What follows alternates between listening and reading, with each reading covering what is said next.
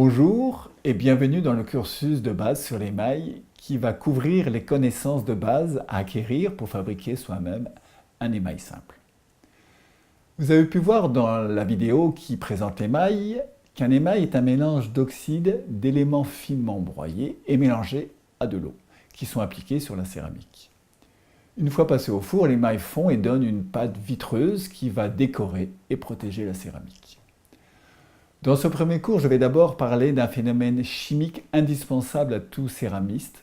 Ensuite, je présenterai quelques-uns des oxydes les plus utilisés pour fabriquer un émail. Et puis, je finirai en vous expliquant le processus de recherche que l'on met en place chaque fois qu'on veut créer un nouvel émail. Pour faire un émail, il faut faire fondre des éléments pour qu'ils se transforment. Chaque élément fond naturellement à une température donnée.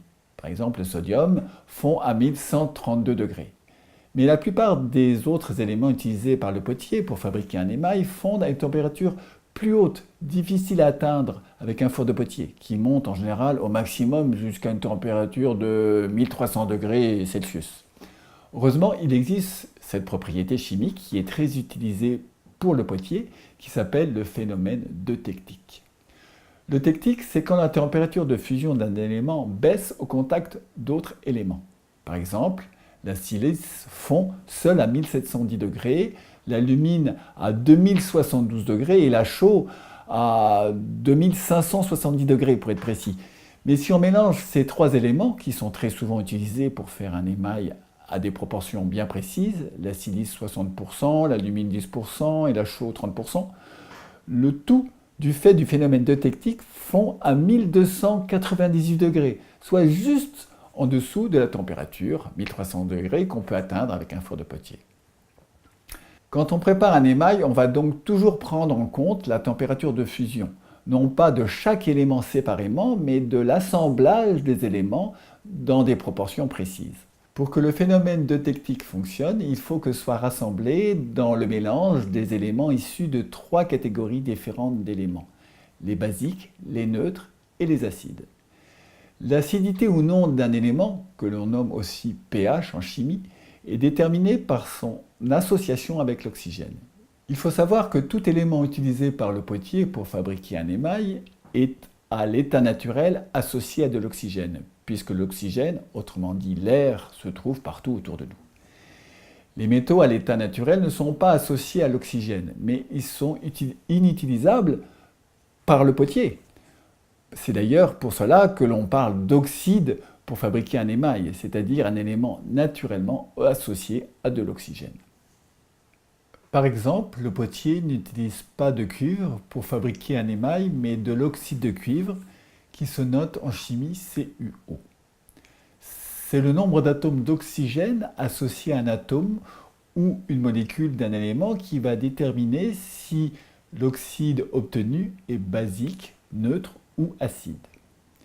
Si pour un atome de l'élément, il y a un atome d'oxygène associé, comme c'est le cas pour l'oxyde de cuivre, l'oxyde est un oxyde basique.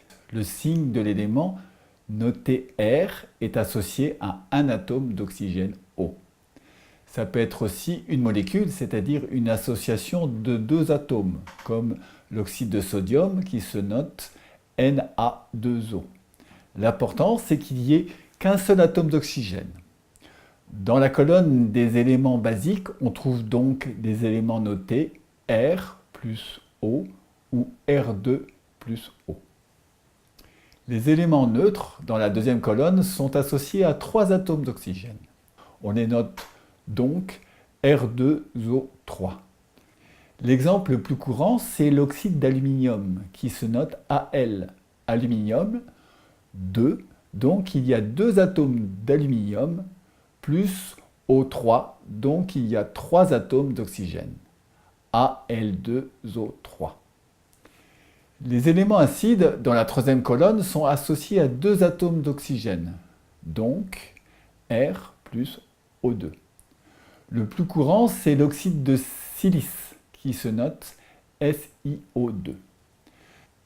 Maintenant qu'on a fait le tour des trois catégories de pH nécessaires pour provoquer un phénomène eutectique, suffisamment puissant pour pouvoir faire fondre un émail en dessous de 1300 degrés, la température que peut atteindre un four de Poitiers, allons voir de plus près les propriétés de chaque élément en commençant justement par la silice, puisque c'est l'élément qui va être le plus présent dans un émail. En général, je parlerai de silice pour faire plus court, mais bien sûr, on l'a dit tout à l'heure, en céramique, on utilise toujours des oxydes. Donc, quand je parle d'un élément, je fais bien toujours référence à l'oxyde de l'élément. Donc ici, l'oxyde de silice ou oxyde de silicium, de son nom scientifique latin. Un émail est constitué en général d'au moins 3/4 de silice. C'est l'élément qui va servir de squelette à l'émail, pour ainsi dire. La silice ne donne pas de couleur, mais c'est elle qui va être responsable de la dureté de l'émail. Si elle est fondue à l'état pur, à 1710 degrés, elle donne une fine couche transparente. Transparente parce qu'elle est parfaitement fondue. La silice parfaitement fondue a une dureté donnée, toujours la même, qui va permettre aux céramiques de résister aux rayures et à l'usure, et donc de durer dans le temps. C'est pour cela qu'on dit qu'un émail est autant un élément de protection que de coloration de la céramique. Attention, la dureté, la résistance aux rayures et à l'usure ne veut pas dire solidité, qui est la résistance au choc. L'un va en général au détriment de l'autre. Si vous prenez par exemple un pot en métal et l'autre en céramique couvert de l'émail de silice, le pot en métal sera moins résistant aux usures que le pot couvert d'émail, parce qu'il sera plus tendre. Mais cela veut dire aussi qu'il sera plus souple. Cette souplesse lui permet de se déformer légèrement lors d'un choc, et donc éviter de se briser. Le pot en métal est donc plus résistant au choc, plus solide que le pot couvert d'émail de silice. Comme on l'a dit tout à l'heure, les fours de Poitiers ne permettent pas de monter à une température de 1710 degrés. C'est la température de la fusion de la silice. On ne fait donc jamais fondre de la silice à l'état pur. On utilise plutôt le principe de tectique. On mélange la silice avec d'autres produits pour faire descendre son point de fusion. C'est là qu'intervient l'un des éléments essentiels pour le tectique, l'alumine. L'oxyde d'alumine, ou alumine pour faire plus court, est utilisé en très petite quantité dans un émail comparé à la silice. Il est malgré tout très important dans le processus d'abaissement de la température de fusion du mélange de l'émail, puisque c'est un élément neutre et qu'il nous faut un élément de chaque pH.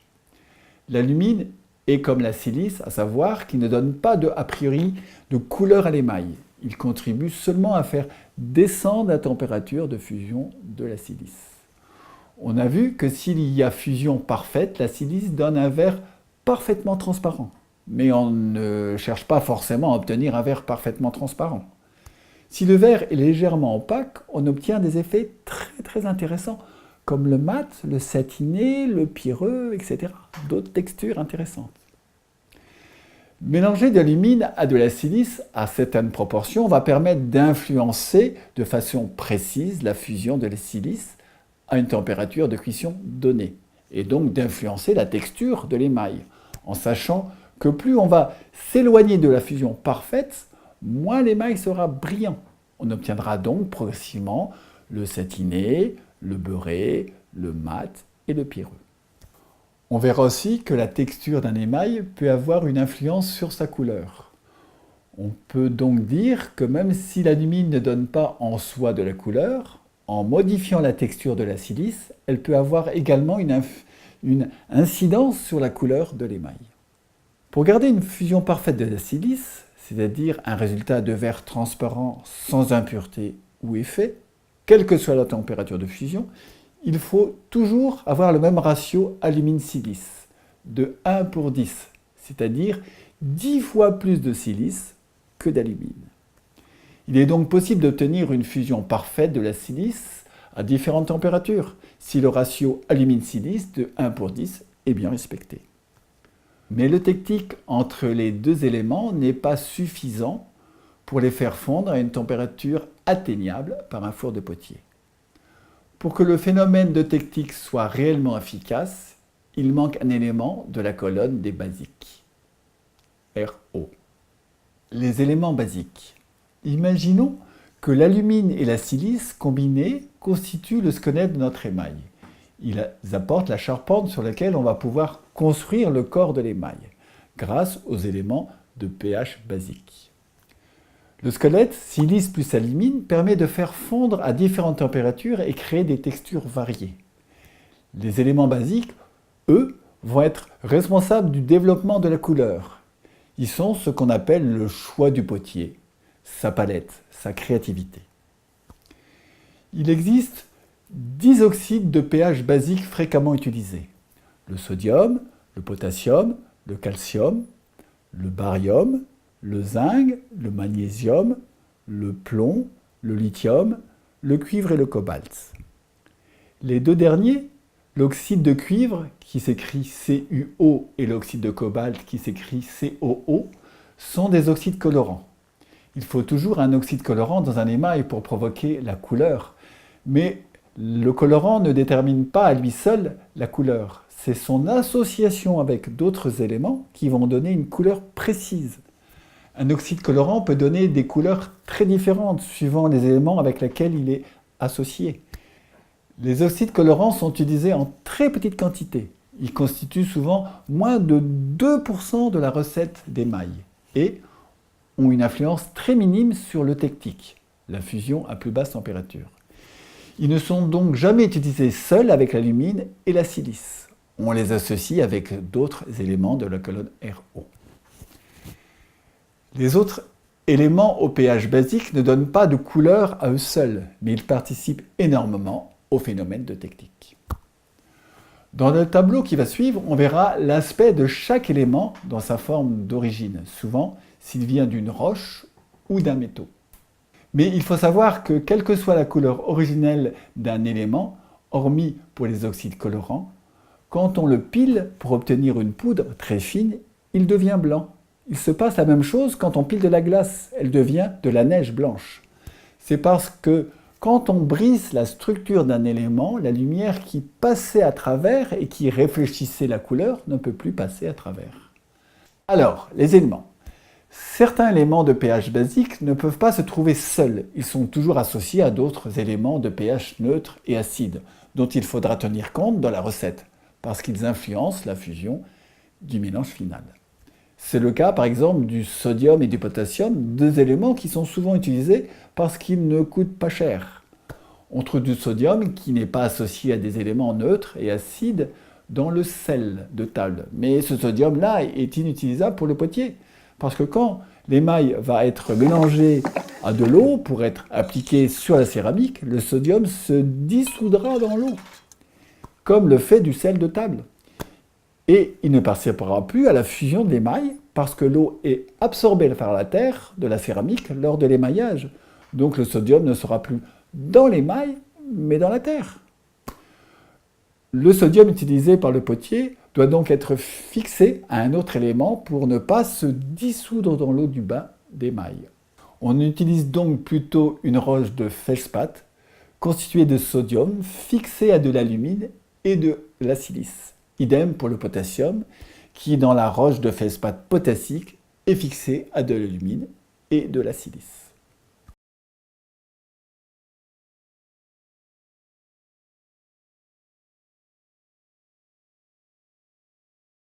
Les roches feldspathiques sont des roches composées d'alumine, de silice et d'un ou deux éléments comme le sodium, le potassium, le calcium ou le lithium, dans des proportions plus ou moins importantes. La liste est longue. Il existe plus de 200 feldspaths différents. Les fournisseurs de matières premières pour les émaux proposent en général au moins 4 types de feldspaths différents et donnent toujours la recette en pourcentage des éléments constituant le feldspath. Dans un émail, on va souvent choisir de mélanger plusieurs éléments basiques issus de la colonne RO pour rassembler les qualités de ces éléments. Mais on verra plus tard comment choisir plus précisément ces éléments basiques. Maintenant que je vous ai présenté les éléments les plus courants de la colonne RO, je vais d'abord vous expliquer le processus de recherche que l'on met en place chaque fois que l'on veut créer un nouvel émail. On fait d'abord des expériences de texture de matière et ensuite on fera des expériences de couleur. Parce que la texture peut influencer énormément la couleur, alors que la couleur n'influence que très peu la texture. Voyons donc d'abord une expérience de texture de matière en effectuant une progression silice-alumine. Supposons, pour l'instant, qu'on a défini un ensemble d'éléments basiques que l'on souhaite utiliser. On a défini la proportion de chaque élément basique les uns par rapport aux autres et on va prendre un échantillon de ce mélange, une mole, pour faire plus simple. On va faire ce qu'on appelle une progression silice-alumine par rapport à cette mole d'éléments basiques RO. C'est-à-dire qu'on va faire une recherche, on va expérimenter en ajoutant dans notre émail, qui contient déjà une quantité fixe d'éléments basiques, différentes proportions d'alumine et de silice.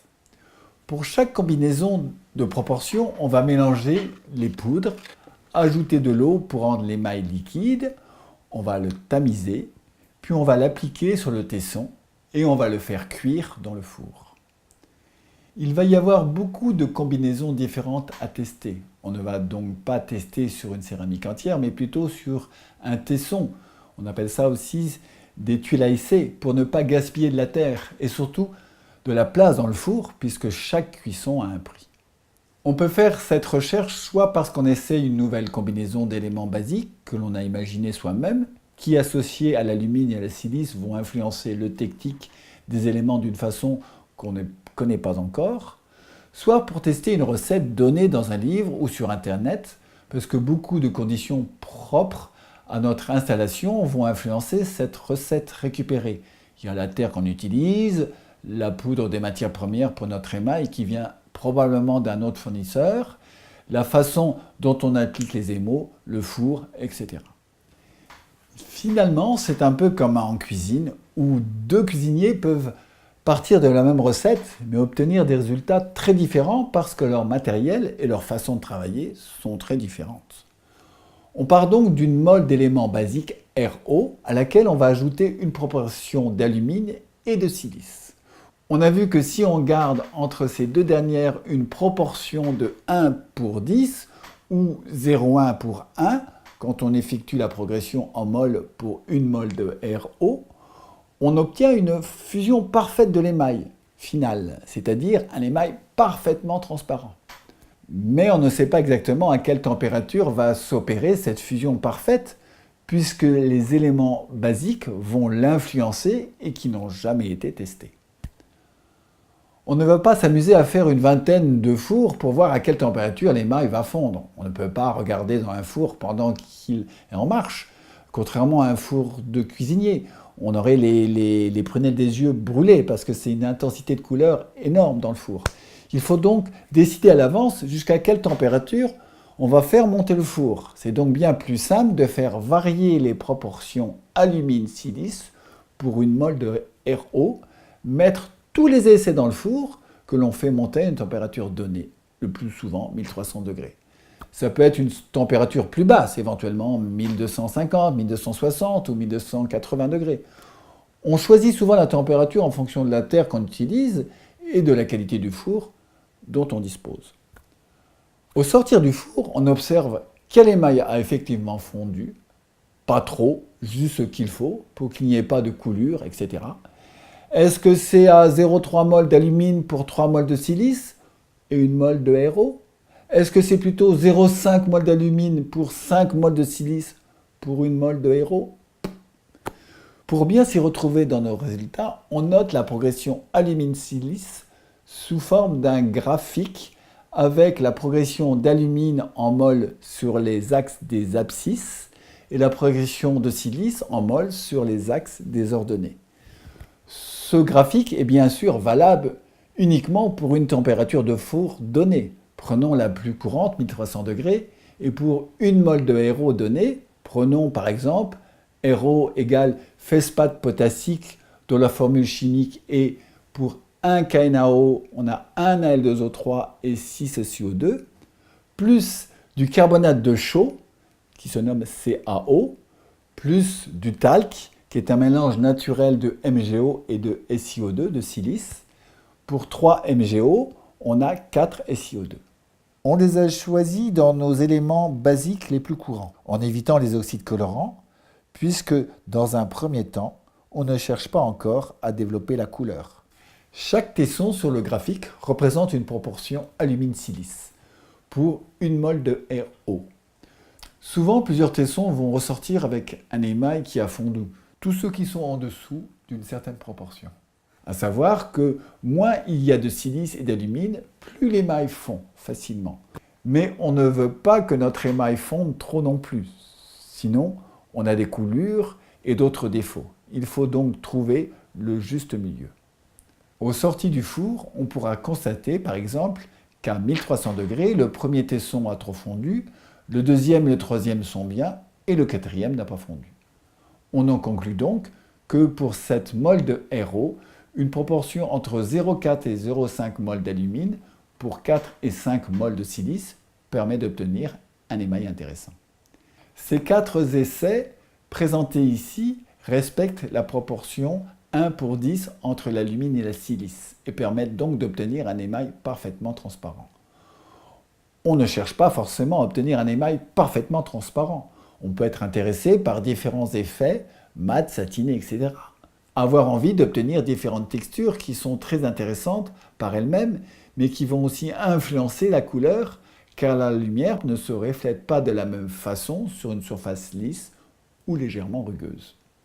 On va donc tester aussi des proportions d'alumine et silice qui ne respectent pas cette proportion 1 pour 10, c'est-à-dire pour les autres points de ce graphique.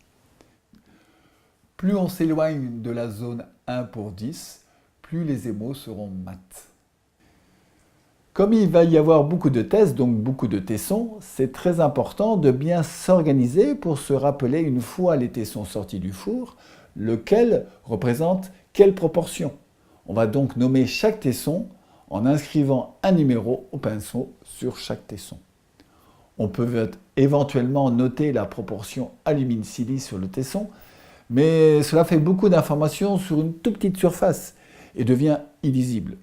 Je numérote donc chaque tesson et c'est ce numéro que j'inscris sur le graphique. Ici, par exemple, le tesson numéro 1 a été trempé dans un émail avec une proportion de 0,3 mol d'alumine pour 2 mol de silice, toujours pour 1 mol d'élément basique RO. On note qu'on ne peut pas descendre en dessous de 0,3 mol d'alumine. L'explication viendra plus tard.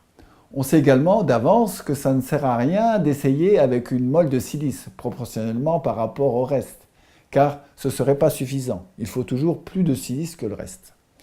Le fait d'avoir le tesson numéro 1 en face de 2 mol de silice peut être perturbant. C'est pourquoi certains choisissent de nommer leur tesson par des lettres. Personnellement, je ne fais pas parce qu'il y a plus de 26 tessons, ça devient donc compliqué ensuite à annoter.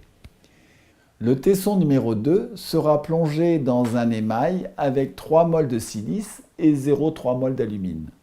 Le numéro 3 dans 4 mol de silice et 0,3 mol d'alumine, etc. jusqu'au tesson numéro 42. Il y a certaines proportions qu'on ne va pas tester parce qu'on sait déjà d'expérience que ça ne fondra pas. Une fois les tessons sortis du four, on va constater par exemple que le tesson numéro 10, 11 et 25 ont des textures qui nous intéressent. On va donc se référer au graphique pour retrouver les proportions de ces tessons particuliers pour pouvoir les reproduire et passer à la recherche de couleurs en ajoutant les oxydes colorants. À moins de faire une recherche de couleurs très poussée, on établit en général une fourchette d'une trentaine de combinaisons et de pourcentages possibles d'oxydes colorants, parce qu'on sait qu'avec l'expérience, au-delà de cette fourchette, les rendus ne sont plus très intéressants. Moi, par exemple, j'en utilise souvent une 36. Donc je vais refaire 36 tessons que je vais tremper chacun dans un émail légèrement différent. Tous auront la même base de RO et la même proportion de silice et d'alumine.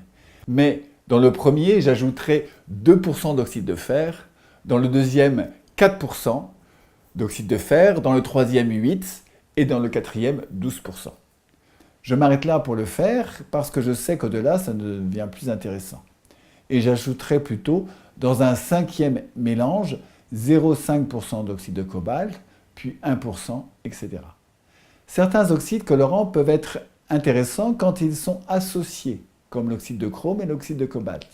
Mais je ne vais pas utiliser toutes les combinaisons encore une fois parce que je sais déjà qu'il y a peu de chances pour que cela donne quelque chose d'intéressant. Au total, il y a 10 oxydes colorants. Le fer, le cobalt, le chrome, le manganèse, le cuivre, le rutile, l'étain, l'antimoine, le titane et le nickel. Je ne vous en ai présenté que 2 pour l'instant parce que les autres ne sont pas des éléments basiques. On y reviendra donc plus tard. Pour résumer le processus de recherche de l'émail, on établit d'abord ce que l'on va mettre comme proportion d'éléments basiques RO dans la mole symbolique de RO, puis on va faire une progression silice-alumine par rapport à cette mole. On utilise des tessons d'essai pour cuire les émaux et déterminer une texture d'émail qui nous intéresse. Puis à partir de 2 ou 3 éléments qu'on aura choisis, on va effectuer une deuxième progression avec des tessons d'essai passés au four. Pour cette fois-ci, on ajoute un pourcentage d'oxyde colorant. Il faut garder en tête que ce qui se trouve dans la mole de RO et la proportion d'alumine-silice vont tous les deux influencer la réaction de l'oxyde colorant. Les éléments basiques influencent le rendu de l'émail, la proportion d'alumine-silice influence le rendu de l'émail, les oxydes colorants influencent le rendu de l'émail, et un quatrième élément influence le rendu de l'émail, le type de cuisson. Il faudra donc bien sûr aussi le prendre en compte. Et aussi, bien sûr, ces 4 influences sont pour une terre donnée, avec un émail appliqué d'une certaine façon. Les possibilités de variation avec autant de facteurs deviennent infinies. C'est bien la difficulté première d'un émail. C'est qu'il y a énormément de facteurs qui rentrent en compte dans sa création. Les recherches sur l'émail consistent à progressivement modifier chaque facteur pour aller explorer toutes les possibilités de réaction et donc de rendu. Quand on débute, cela semble une tâche ardue et infinie, mais c'est ce qui fait la beauté du métier. On peut toujours découvrir une pépite au détour d'un chemin, même après des années de recherche. On peut cependant, à force d'expérience, repérer les tendances des types de comportement de l'émail et ainsi ne pas avancer seulement à l'aveuglette. On va faire des combinaisons d'oxydes, au moins une dizaine de combinaisons d'oxydes possibles. Alors soit les oxydes seuls, le fer avec une progression, le cuivre avec une progression, le cobalt avec une progression, le manganèse avec une progression, le nickel avec une progression, qui sont les colorants les plus courants utilisés en tant que coloration. Puis après, il y a d'autres oxydes, comme le zircon ou l'étain, qui vont être des opacifiants qui vont donner l'émail pour avoir un émail blanc. Donc c'est important d'avoir un émail bien blanc si on ne l'a pas dans notre recherche de base. Puis après, il y a le titane qui va donner du mouvement et ainsi de suite. Donc on peut comme ça faire 10 progressions différentes. On peut aussi mélanger 2 oxydes, commencer à mélanger 2 oxydes, par exemple le chrome et le cobalt, pour avoir toute la palette des bleus canards ou des verts canards. C'est intéressant. C'est intéressant aussi de mettre dans une première série d'essais du titane avec un oxyde. Le titane est un des éléments qui va donner du mouvement à l'émail. C'est bien de le tester avec de l'oxyde de fer, par exemple, pour voir qu'est-ce que ça va donner. Quand je parle de mouvement d'émail, c'est-à-dire lors de la fusion, il y a 2 possibilités. Soit il y a une fusion, et il y a juste la fusion, mais il n'y a pas d'effet visuel à part le fait que ça soit bien glacé. Soit il peut y avoir du mouvement, c'est-à-dire que le titane va donner une texture très particulière, très différente à l'émail qui aurait été uni. Donc le titane est très, très intéressant pour donner ce qu'on appelle un mouvement à l'émail. On n'aura pas quelque chose d'uni, on aura quelque chose de moucheté ou de veiné. A l'inverse, le zircon et l'étain, eux, le zircon ou l'étain vont unifier. C'est-à-dire que si vous avez un émail qui a un peu tendance à ne pas être très, très homogène, le zircon et l'étain vont faire l'inverse du titane, vont rendre quelque chose de bien monochrome, de bien lisse, de bien glacé, et ainsi de suite, sans aucun petite tache, sans aucun défaut. Donc on met l'un ou l'autre suivant le résultat qu'on désire avoir. L'école Créamique, réservée aux professionnels, offre un nombre de places limité. Mais grâce aux cours vidéo en ligne sur l'émail, Que vous soyez amateur ou professionnel, vous pouvez maintenant profiter des nombreuses connaissances de Mathieu Liévois sur les émaux. La fabrication des émaux nécessite de maîtriser des principes de chimie qui s'illustrent facilement en vidéo. Après avoir visionné le cours, les élèves appliqués pourront se lancer directement dans les recherches d'émaux.